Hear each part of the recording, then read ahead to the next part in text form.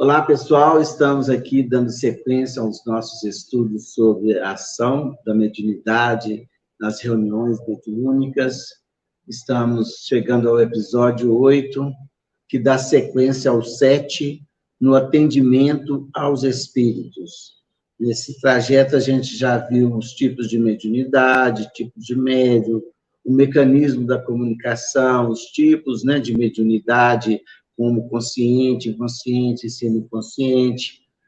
Já tivemos a introdução, de como os espíritos se aproximam dessas reuniões para esse socorro.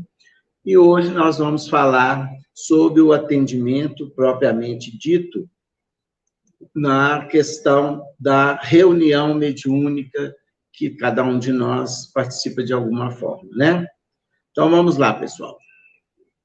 Atendimento aos espíritos. Como a gente vê, o objetivo da reunião mediúnica seria esse atendimento. Aqui nós vamos ter no Céu e Inferno, que Kardec nos traz com muita propriedade, na segunda parte, sobre os exemplos, das evocações que ele conversou com alguns espíritos, para saber a situação desses espíritos após a desencarnação. E ele coloca aqui dos espíritos felizes, dos espíritos em condições, dos espíritos em condições medianas, espíritos sofredores, suicidas, criminosos e arrependidos, endurecidos e com expiações terrestres que vieram a cumprir. Evidentemente que os espíritos felizes e os espíritos em condições não vão receber atendimento mediúnico no que diz respeito a socorro. Eles vão ocupar a classe dos orientadores dessas reuniões, Evidentemente, faz parte de outra equipe, lá do plano espiritual. Mas aqui a gente pode observar, que são vários espíritos. Kardec dá as definições, os exemplos. Essas proposições de Kardec é bem ampliada por Hermínio Corrêa de Miranda, no livro fenomenal, que é o Diálogos com as Sombras, que trata da prática mediúnica também, mas a gente compreendendo esses tipos de espíritos comunicantes, a gente pode desmembrar nos outros que o Hermínio nos traz, e a própria experiência vai nos indicando, que cada espírito, nessa condição que ele apresenta, se manifesta de alguma forma, com alguma dificuldade, enraizada em algum problema ou algum socorro que se faça necessário, que a nossa experiência com eles vão nos mostrar. Então, vamos aqui, eu utilizei para essa exemplificação o livro Instruções Psicofônicas e Vozes do Grande Além, que são depoimentos dos espíritos nesse atendimento. Ou seja, eles conseguem nos explicar como foi o acolhimento e como é a sequência desse atendimento na espiritualidade, ou no plano espiritual que eles estarão fixados. Então, vamos lá para a gente ver. Aqui, o primeiro que ele nos coloca são os espíritos em condições medianas. Então, Kardec pergunta, como? Pois não viveste sempre honestamente? Essa pergunta quer dizer, vocês ainda estão em condições medianas, mas o depoimento dos espíritos indicavam que esses espíritos tiveram uma vida aos olhos humanos, de uma forma correta. E aqui o espírito responde justamente isso. Sim, no juízo dos homens, mas há um abismo entre a honestidade perante os homens e a honestidade perante Deus. É preciso, antes de tudo, não haver transgredido as leis divinas. Ora, aqui ele mostra a distância da nossa evolução. Para as questões da terra, do mundo, expiações e provas, é mais difícil a gente alcançar a nota 10 necessária na reencarnação. Então, mesmo a gente já atingindo um padrão de comportamento, ou de vivência, ou de convivência aos olhos humanos, nós ainda temos as falhas que nós ainda não alcançamos, que são das leis de Deus.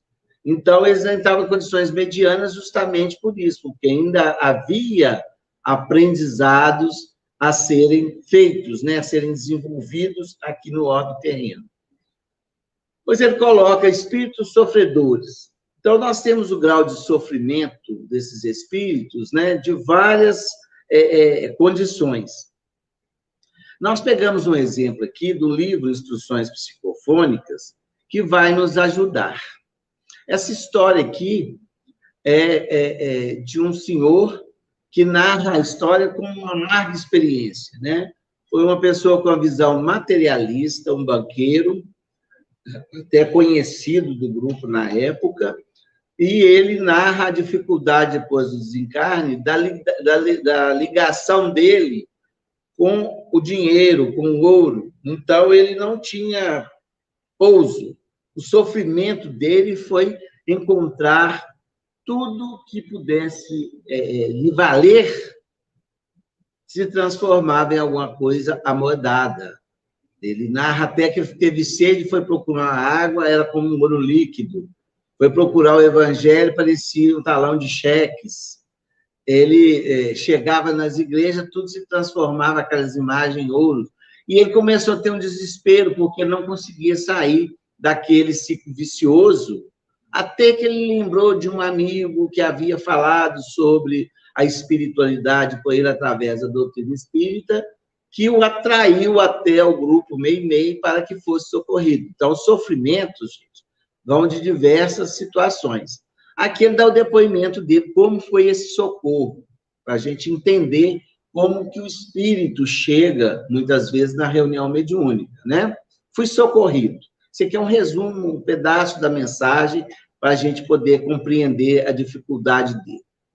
De imediato, quase nada pude reter de vossos apelos e ensinamentos. Contudo, depois de alguns dias, o benefício das exortações recebidas renovou-me o íntimo e amigos espirituais que presentemente me ajudam à recuperação, aceitei a incumbência de lidar com associados do meu pretérito, velhos conhecidos e amigos que manejam o dinheiro do mundo, para, através deles, algo a realizar que me possa refazer a esperança. O que aconteceu com esse espírito? Na hora do esclarecimento, né, a visão espiritual dele estava tão embotada que ele não conseguiu assimilar aquilo que lhe falavam. Mas, olha que entendimento, ali era uma semente naquela conversa com aquele espírito, com a assistência dos amigos espirituais, que foram sementes jogadas ao seu coração, que depois de alguns dias, no recolhimento íntimo daquele ambiente, ele conseguiu refletir, e aí foi hora dele começar a sua redenção. E o trabalho escolhido foi justamente socorrer aqueles amigos que desencarnavam em igual condição dele. Então, aí é um tipo de sofrimento. Nós vamos ter vários espíritos em sofrimentos em várias situações, né? Nós temos espíritos em sofrimento pelo desencarne bruto, pela doença, né? Pelo desconhecimento, pelo materialismo, como foi esse aqui. Então, espíritos sofredores somos todos nós, né? Que ainda não compreendemos essas leis maiores.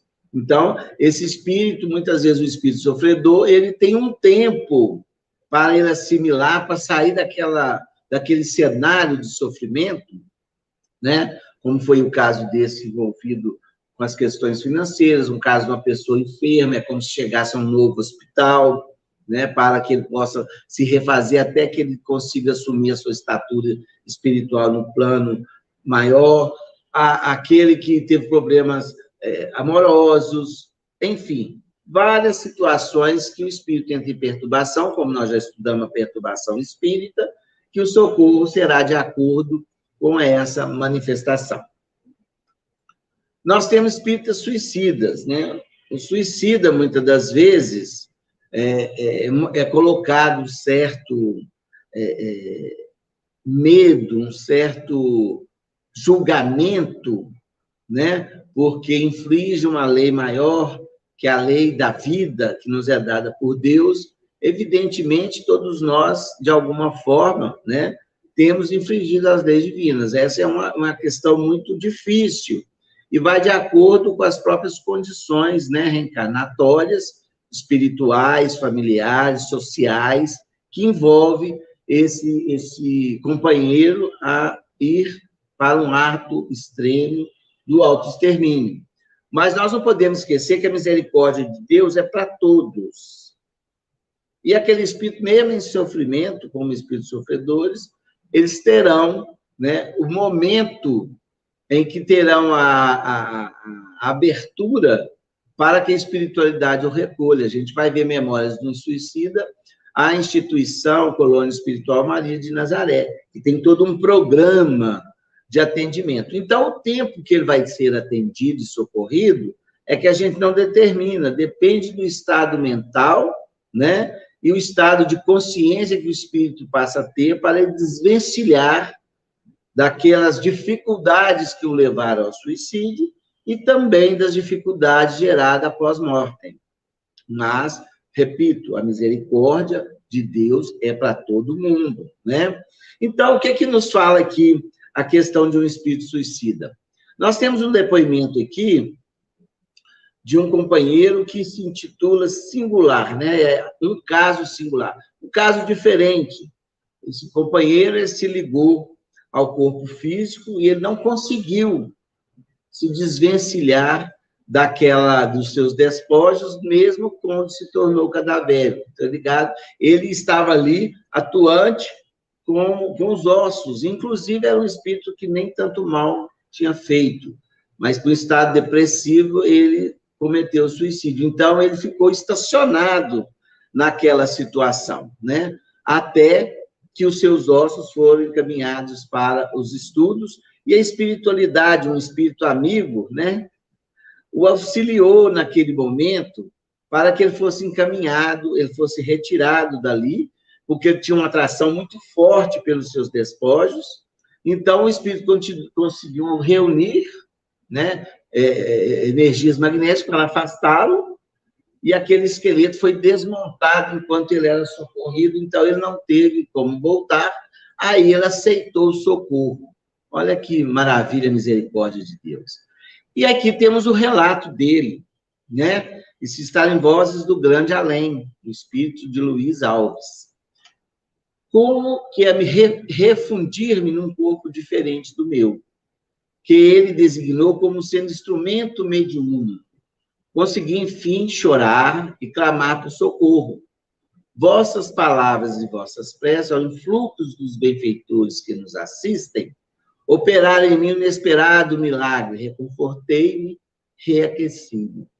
Eu fico muito sensibilizado quando a gente vê esses depoimentos, né, que advêm de um socorro espiritual, e olha a necessidade desse espírito, né? Aqui, quando ele refundiu-me, ele fala, né, num corpo diferente, é o que nós estudamos lá para trás, o choque anímico. Aí despertou nele as atividades sensoriais, despertou nele a energia, né, aquela pilha ressecada que nós citamos, foi aquecida, e ele teve o seu recomeço, abandonou aquele quadro que a gente não pode precisar quanto tempo ele ficou nessa situação, né? Mas a esperança e a misericórdia de Deus está presente sempre a nos auxiliar. Então, espíritos suicidas. Vamos ver o próximo. Criminosos e arrependidos. Isso também é muito comum. Tem os criminosos que não se arrependem e tem os criminosos que se arrependem.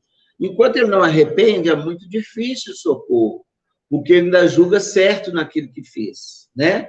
Quando o criminoso é arrependido, ele já tem condições de ser socorrido, porque ele entra em sofrimento.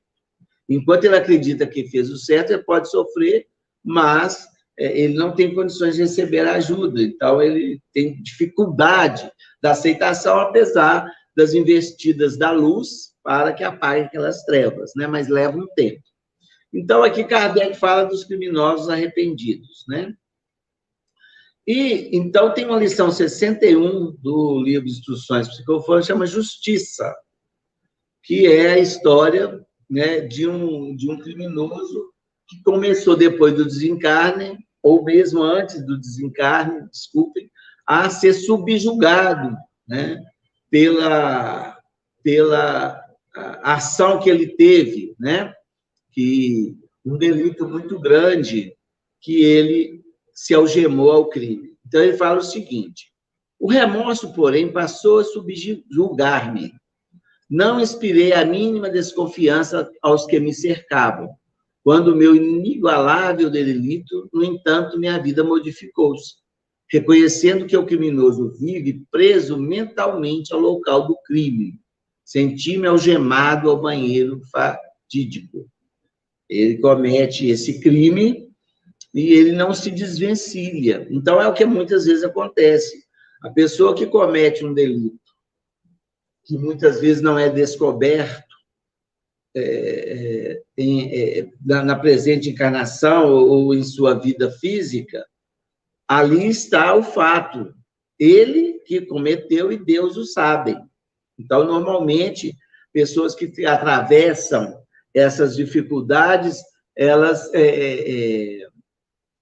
descobrem, né, que o crime é uma algema que se coloca. E também não podemos esquecer, né, gente, os processos obsessivos, né, que aquele que desencarna pode muitamente estar junto. Aqui, o que ele fala é do remorso que ele teve, foi o que começou a consumir, né, o seu estado mental até que ele desencarna nessa perturbação, né, sendo acolhido, né, evidentemente encontrou com aqueles que ele foi o algoz, e ele foi acolhido para refazer o seu quadro mental, se desvencilhar daquele local de crime, encontrar um local diferente, que é o de acolhimento. Aí que entra, né, o ambiente em que lhe é apresentado para que ele possa começar o seu trabalho de redenção.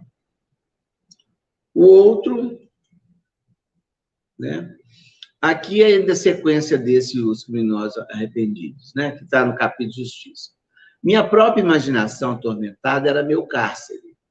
E desse ergástulo, meu pensamento extravasado, dando formas às criações do meu remorso, em padecimento remissor. Um momento apareceu que as mãos piedosas me trouxeram a oração. Ora, ali nem passou por um processo obsessivo, né? Era a projeção mesmo da mente dele, que ele criava aquelas imagens até que ele foi recolhido à oração lá no grupo Meimei. Os espíritos endurecidos é o que se diz mais, né? Daqueles que se passou, né, pelas dificuldades ou em falta de entendimento na vida e se enraiza no ódio. Então, o ódio passa a ser o seu lenitivo. Aí que se toma um endurecimento. Como nós já explicamos, quando o espírito ele abriga o ódio, é uma energia que não se expande. Ela fica em torno dele mesmo e vai dilacerando aquele ser. E esse espírito dá um depoimento muito, muito eficaz no sentido da bênção da reencarnação. Ele não conseguiria desvencilhar desse ódio através somente daqueles recursos. Tanto é que ele vai, nessa lição 52, uma despedida de instruções psicofônicas, ele vai dar seu depoimento chamando uma despedida. Ele foi ali agradecer, porque ele seria encaminhado para o Ministério da Reencarnação, para preparar uma nova vida que pudesse alentar o seu coração, ou se não alentasse de maneira imediata, ou através de só uma reencarnação, né, pudesse iniciar uma nova jornada, uma nova caminhada, que sempre é a proposta que nós recebemos ao reencarnar. E ele diz o seguinte: olha o que o ódio pode fazer com a pessoa, né? O ódio passou a estourar-lhe o crânio. O cheiro acre e fetinoso do sangue novamente me ensandeceu. E consegui instilar-lhe aversão pelo marido e pelo filho recém-nato. Queria matá-la, desejava que ela vivesse novamente para mim. Permaneci naquela casa, consegui dominá-la até o dia que foi conduzida a um círculo de orações. E nesses círculos, nossos amigos me encontraram com ensinamentos que me dirigiam A câmara do crime desapareceu da minha imaginação e me libertaram o espírito. Desde então, fui admitido numa escola. Esse aqui conta de uma traição, né, da esposa, que vem a tirar a vida, e instala esse ódio no seu coração, e ele não consegue perdoar, e começou a padecer do próprio ódio junto ao novo marido dela e um filho que nasceu. Então, essa família entrou em perturbação. Aí a gente vai entender mais precisamente os processos obsessivos que surgem de diversas atitudes. No caso dele, foi essa traição. E ele conseguiu dominá-la, né? Olha a importância a nossa presença, um círculo de orações, a nossa presença no culto do Evangelho no lar, a nossa presença recebendo a terapêutica espírita, ao trabalho espírita, digamos, espírita para nós, mas para todos aqueles que trabalham no bem, né? E ele fala que aí, na presença dela, no círculo de orações, provavelmente junto a esse grupo, ele foi identificado e foi recolhido. E através, né, das orações e ensinamentos que ele começou a receber, ele conseguiu apagar essa câmara do crime que ele estava construindo para a vingança àquela mulher, aquele marido dela e o filho que tinha retornado. São as dificuldades da reencarnação.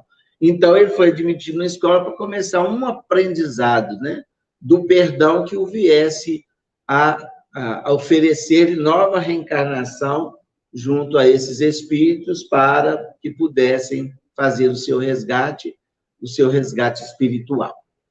Então, muitas vezes, na reunião de obsessão, o que a gente chama de espíritos endurecidos, ou obsessores, ou espírito ligado ao mal, são essas situações, né, que os levaram ao ódio permanente e que vai expandindo até que tenham condições de auxílio, de vislumbrar. E aqui, a esse espírito, foi a oração da família que ele obsidiava que levou ao socorro, uma oração sincera. Então, gente, é assim que funciona o trabalho mediúnico, né? Então, o que ele fala para a gente mais ainda? Convidados à revisão, aliás, desculpem. Aqui é José Xavier prestando um esclarecimento sobre essa questão desses atendimentos a espírito ainda ligado ao mal, ao ódio, à obsessão.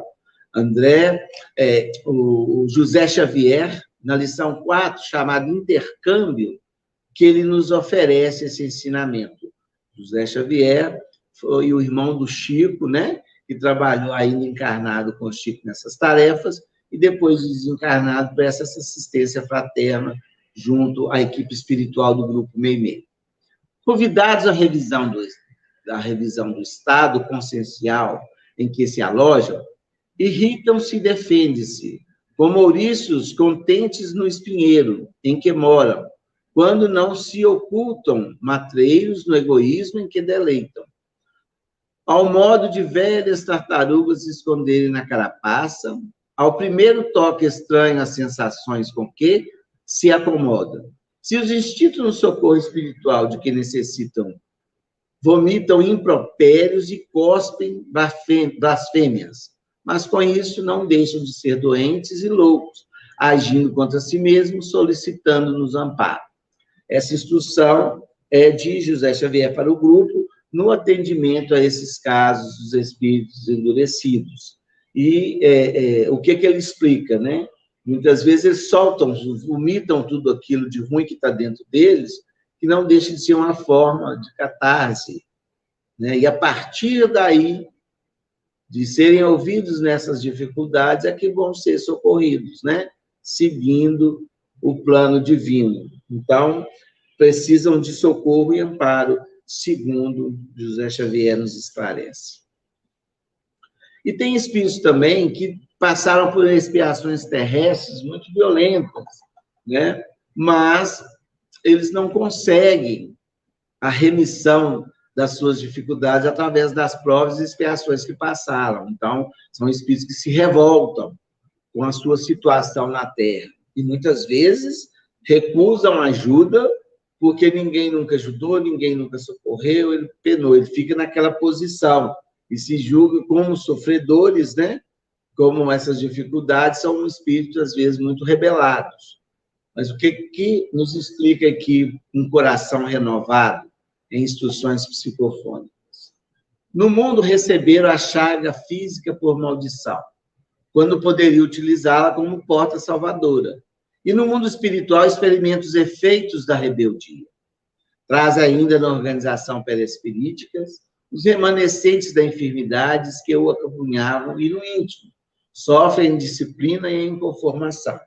Ou seja, quando as expiações pouco acrescentam naquele espírito. Porque Jesus nos fala que Deus não quer sacrifício, quer misericórdia. Então, as expiações terrestres é uma maneira de expurgar aqueles erros e de aprendizado, para adquirir as virtudes ou os recursos necessários para prosseguir a sua senda reencarnatória. Quando o espírito ele renega isso, ele se revolta, né? Eles se colocam numa posição de muita dificuldade no plano espiritual. Eles mantêm aquela conduta, né, de indisciplina e de inconformação. Então, muitas das vezes, e o perispírito comprometido. Então, são espíritos que necessitam de tratamentos no plano espiritual para ir refazendo o corpo perispiritual de alguma forma, e é através das reencarnações que é a melhor maneira que nós temos de renovar o nosso corpo perispiritual para futuras encarnações em condições melhores. Não é isso, gente? Bom, esse é um resumo de alguns tipos de espíritos que manifestam. Mas, como eu disse, é muito mais amplo, né? Nós temos aí, muitas vezes, espíritos que não conseguem falar, espíritos que se encontram em estado comatoso, espíritos que não sabem que desencarnou, espíritos que são os trabalhadores das trevas, né? Os espíritos que trabalham em laboratórios, criando ilusoriamente, né, situações em dificuldade. Enfim, é uma gama de espíritos que manifesta a sua dor, o seu sofrimento, o seu rancor, o seu ódio, de alguma forma. Tem os abortados, os drogados, mas vai estar manifestando. Aqui a gente viu esses que Kardec classificou no seu inferno, que vai abrir o leque para todos esses tipos de espíritos que nós vamos acolher em nossas reuniões mediúnicas. Tá certo? E André Luiz, ele tece algumas observações em sua obra, principalmente nos domínios da mediunidade, que vem nos ajudar a parâmetros. Como nós vimos lá, o doutrinador, ele precisa de conhecer a doutrina, a vida no mundo espiritual, abrir seu coração ao conhecimento do ser humano, né? E ter também as instruções de Jesus, porque elas que são universais e sábias e concretas para todos nós. Então, a familiaridade com o Evangelho de Jesus é que vai dar essa segurança ou essa condição, né, do diálogo com os espíritos em sofrimento, da enfermagem espiritual, como nos diz o nosso Arnaldo Rocha. Então, André Luiz, ele coloca para a gente muitos pontos que nos são interessantes. Ele chama assim, na doutrinação. Pelo que ouça do manifestante, o esclarecedor deduzirá qual sexo e que o espírito comunicante tenha pertencido à sua precedente existência, para que a conversação elucidativa se efetue na linha psicológica ideal. Nós estudamos lá os arquitetos espirituais, ele, quando nos envia, né, ou essas expressões encaminhadas às reuniões mediúnicas, os arquitetos espirituais já sabem dessa condição. Então, eles nos oferecem o material necessário e a observação também vai nos permitir, né, identificar esse espírito. Então, o espírito tem que ter um tempo para iniciar o diálogo. O diálogo é iniciado sempre pelo espírito comunicante. Nem sempre a desobsessão real consiste em desfazer o processo obsessivo, de imediato. Porquanto, em diversos casos, a separação do obsediado e do obsessor deve ser praticada lentamente. Aqui, André Luiz nos explica o fenômeno da obsessão, que muitas vezes um espírito ligado a um amigo, a um encarnado, né, de alguma forma, ele vai suscitar um tempo necessário para que se possa fazer o desligamento. Por quê? Nós sabemos que tudo se dá em termos de vibrações de energia. Então, muitas vezes, aquele espírito se alimenta da energia do obsidiado, mas o obsidiado também se sustenta nela. Então, é gradativamente. Então, muitas vezes, a separação inicial do obsidiado com o obsessor, ela se leva um tempo, mas depois, sim, né? Se tiver condições de trabalhar o processo obsessivo de alguma forma.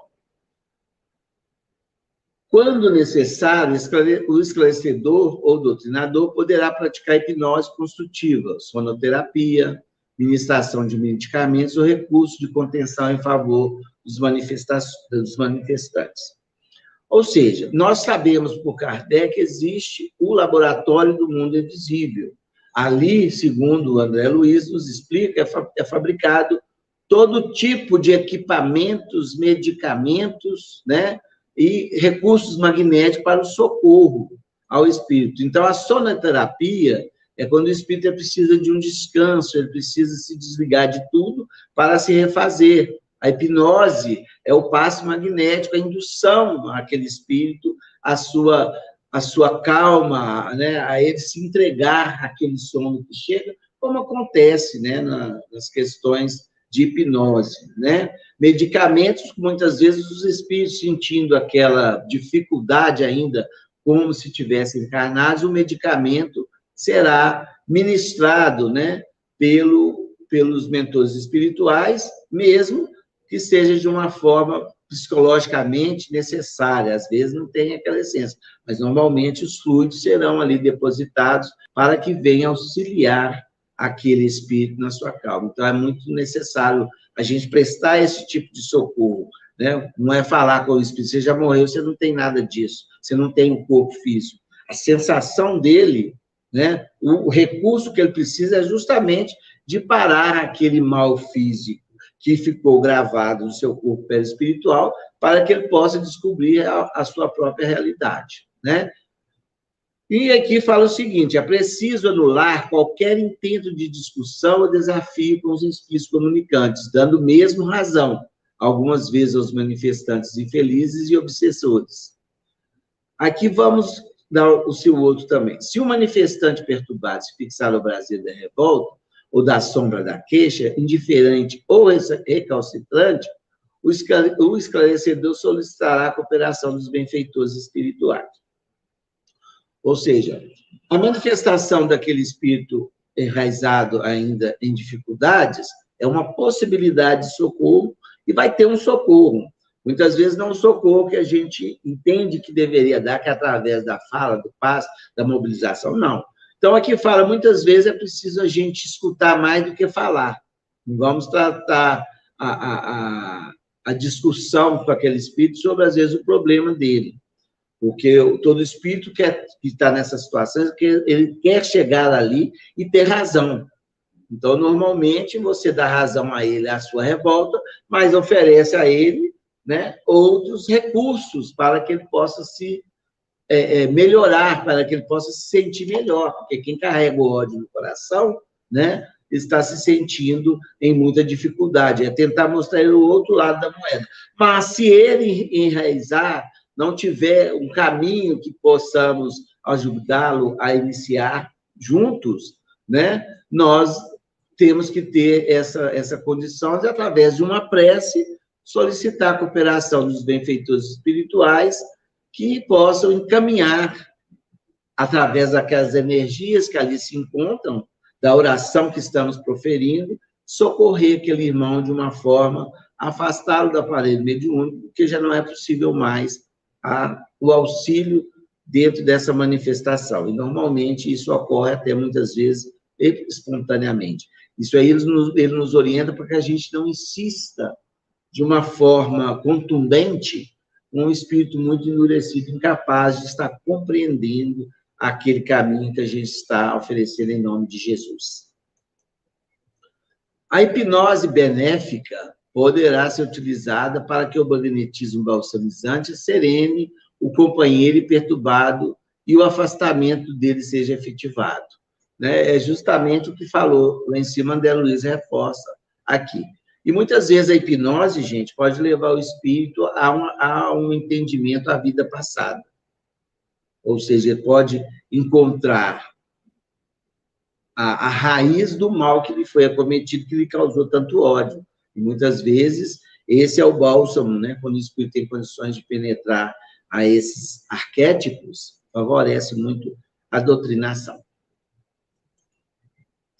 Continuando, André Luiz ainda nos fala o seguinte: os problemas do animismo ou da mistificação inconsciente devem ser analisados sem espírito de censura ou de escândalo, cabendo ao dirigente fazer todo o possível para esclarecer com paciência e caridade os médios e desencarnados envolvidos nesses processos.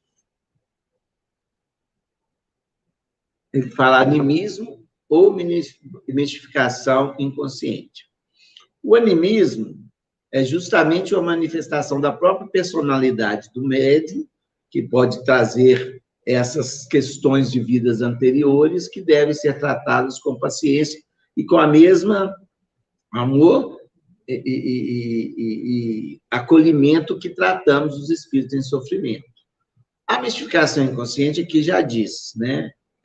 Ali não existe uma verdade, mas a intenção não foi de engano, de enganar o grupo, né?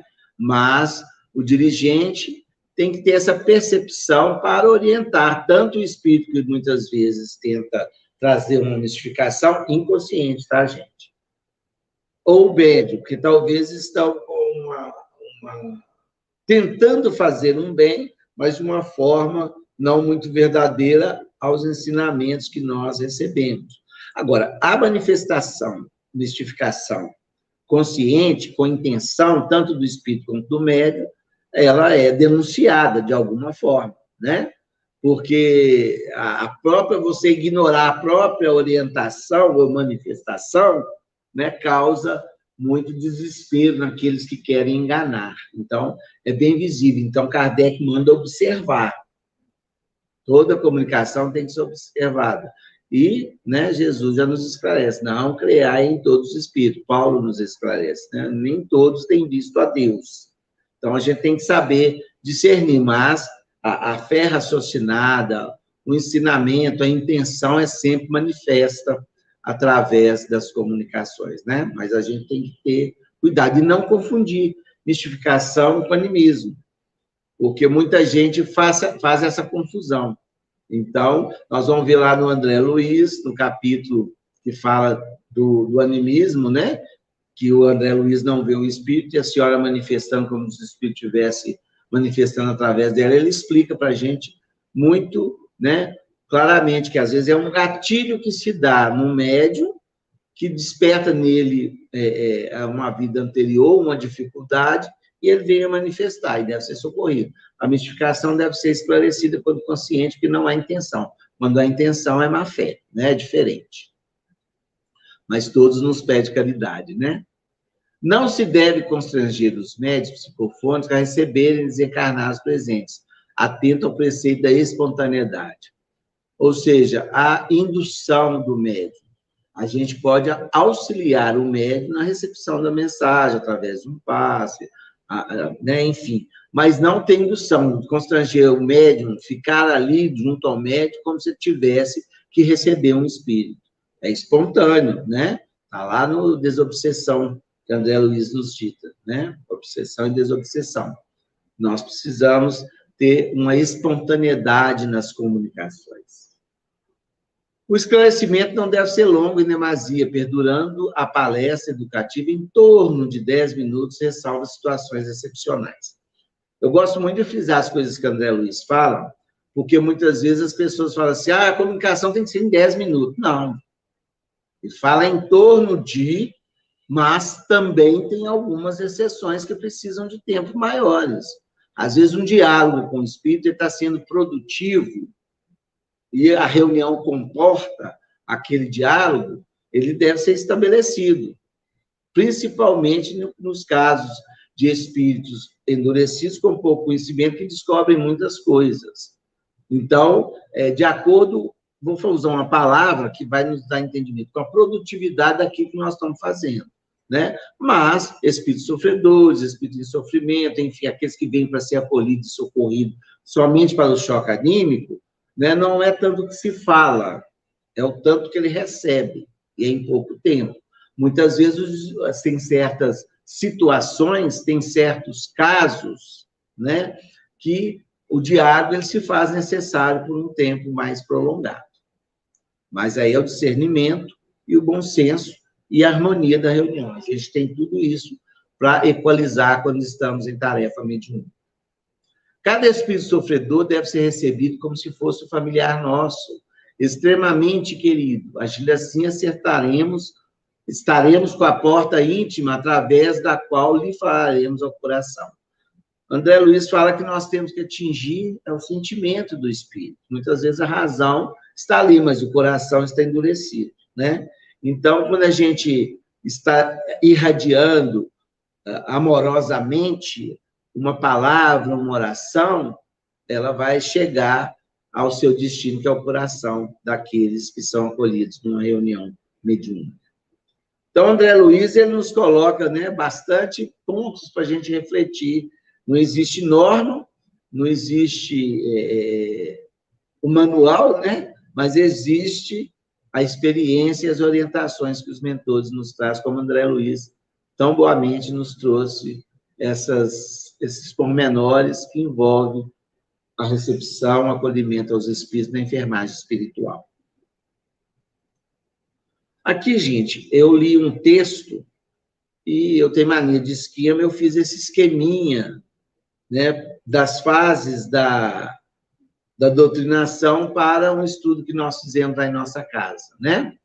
Aqui, esse texto eu não me lembro o autor, mas eu não usei o texto, eu usei os pontos aqui para formar esse diagrama, né? Esse fluxo. Então, aqui nos fala a doutrinação.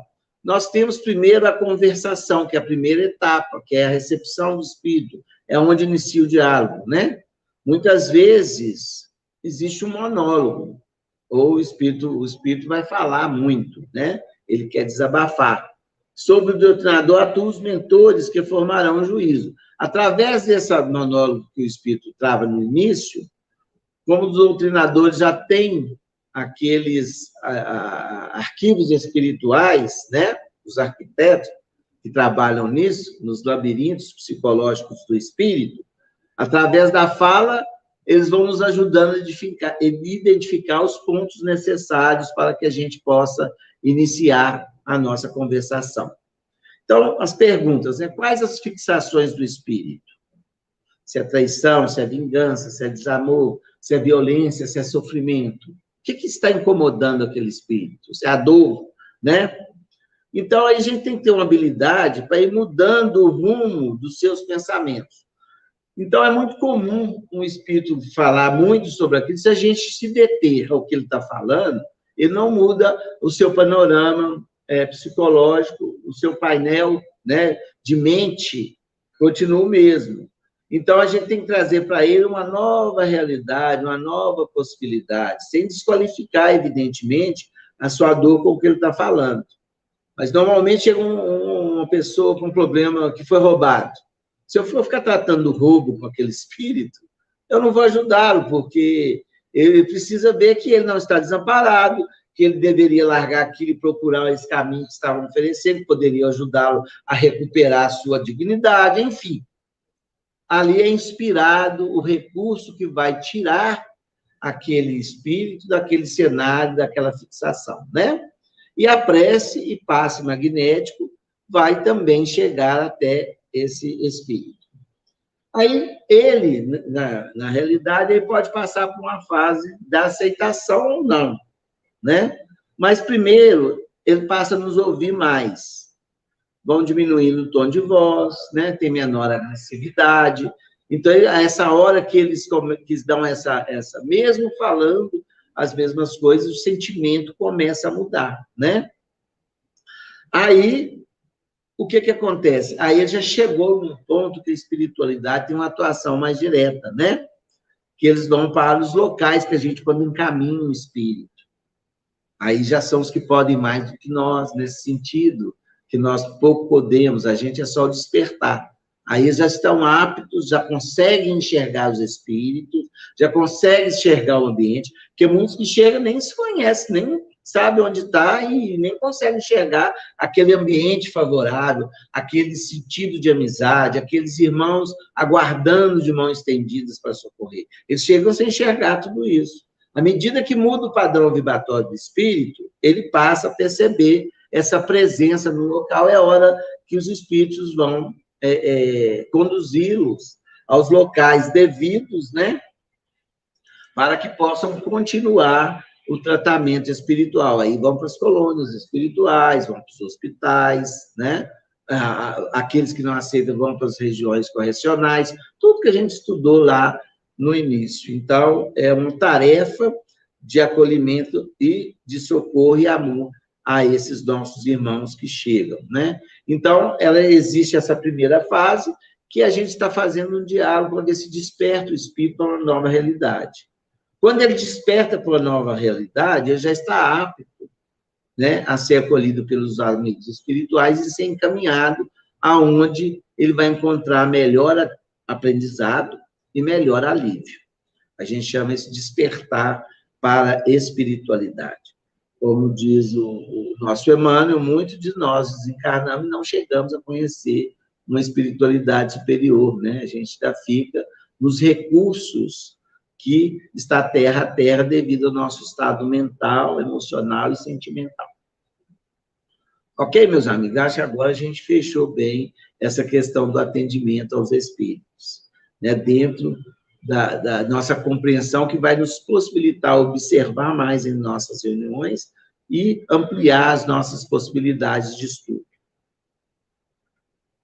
Aqui nós vamos colocar alguma coisa que são algumas observações que são feitas para todos nós sobre alguns escolhos que nós podemos travar na doutrinação, quando não temos a vigilância necessária. Vamos ver alguns? Então, aqui eles falam que é muito comum os doutrinadores, né, demonstrar uma certa impaciência, porque a gente lidar com pessoas renitentes, vão enxergar o espírito como uma pessoa, é um ser humano, só seu corpo físico, né?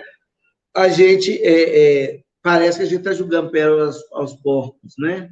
A gente demonstra um certo desinteresse. E quando isso acontece, a gente vê muito na doutrinação, né?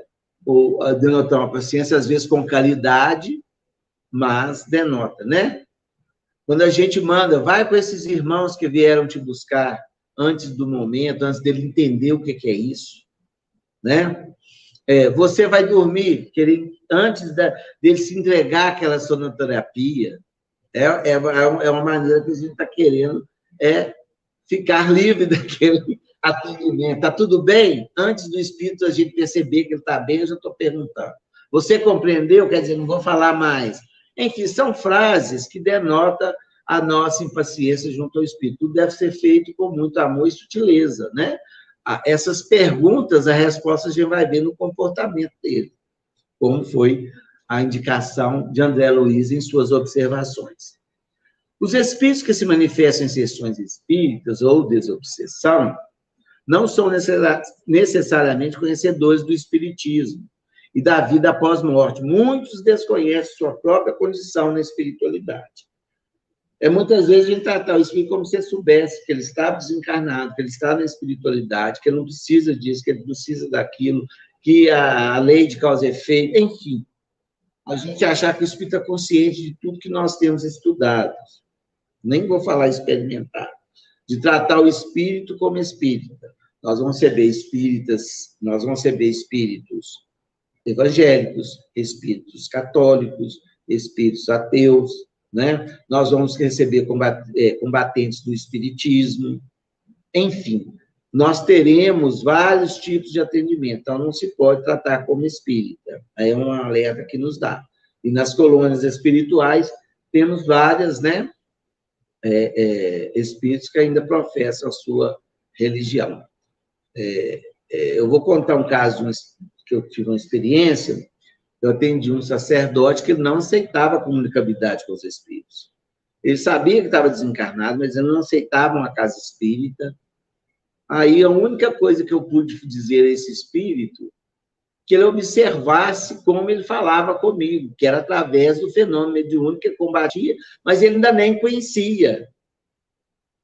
Aí ele silenciou, pausou, e falou, olha, agora você me deu um caminho para me pensar, eu tenho que observar mais. A partir dali, quer dizer, o ensinamento que ele receberia o favoreceria a aceitar. É muito interessante essas experiências, né, junto aos espíritos. Os encarnados precisam também se evangelizar para compreender sua parcela de responsabilidade por todo o mal que atrai para si mesmo. Aqui já não dá uma chamada para o exemplo, né? A gente vê situações, eu costumo muito dizer que nós que estamos nas reuniões mediúnicas, nós atendemos, ou nós participamos dos problemas que cada um de nós, às vezes, está vivendo, ou um amigo, enfim, ou nós podemos ainda viver, porque são situações que comprometem a todos nós na Terra. Então, o evangelizar, que diz aqui, é seguir o evangelho de Jesus e compreender as consequências da não vivência evangélica, que é praticamente o testemunho que os Espíritos nos traz, os desencarnados, em nossas reuniões. Não é isso? Abstendo-nos de pormenorizar as comunicações dos Espíritos atendidos, pois que não nos cabe analisar e muito menos transformar em tópico de conversação. Em bocas desavisadas, isso passa a ser rapidamente de informação a fofoca. O que é isso? A gente entrar numa análise da comunicação, julgando o espírito ou se admirando com aquilo de uma forma, né, que vira bate-papo sobre a situação do espírito. Ora, os espíritos muitas vezes vão nos ensinar, outras vezes nós precisamos nos instruir junto ao grupo sobre aqueles tipos de atendimento que aquela manifestação nos serve de exemplo, mas não passa daí. Agora, quando eu saio comentando, falando, criticando, debochando, porque são casos totalmente adversos que a gente recebe na reunião.